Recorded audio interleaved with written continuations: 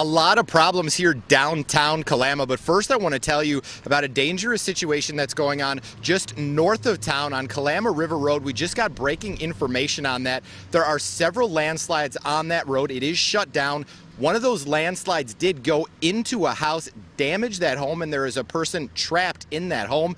We're told emergency responders have just made contact with the person. At this point, they're not sure about injuries, but because there were so many landslides, they had trouble getting there. At one point, there was even some confusion, a belief that some of those emergency responders were trapped between landslides. But again, they've made contact with the person up there. Here downtown, a bad situation getting worse. Police and Public Works have blocked off First Street down here. There are sandbags on top of manhole covers, and that's just one direction. If we swing you all the way around here, you can see looking all the way down the road here, downtown Kalama, covered with water. We've been here for about 2 hours. We want to show you some video that we took while we were here earlier and tell you just about the extent of the problems here. Of the buildings that are flooded and have been evacuated, the police station and the fire station are some of those. The mayor tells us one of the big problems here is that this town has 2 flood control pumps. One of those pumps didn't turn on for some reason. He said right now they are working to get that fixed, but this water continues to rise downtown. Water is coming out of manhole covers. There are people putting plastic in sandbags along their businesses, working to try and protect some of these businesses in lower lying areas downtown.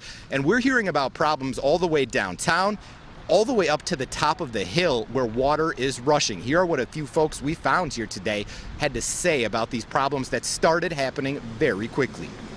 You can't really notice it till you get up close, but a lot of the houses had water that was rushing from the hills, and it was starting to come out of their garage all the way up to the doorways. Some of the cars were almost tire deep. About 3:30 it started really raining, and like I say, the saturation point was pretty high, so it didn't take long for things just to fill up and start overflowing, and we do have some serious problems here. We've got some plastic going, we've got some sand and sandbags. We've heard there's some sandbags up the roads. You heard the mayor there. Serious problems. There are a lot of roads that were barely passable when we got here about 2 hours ago.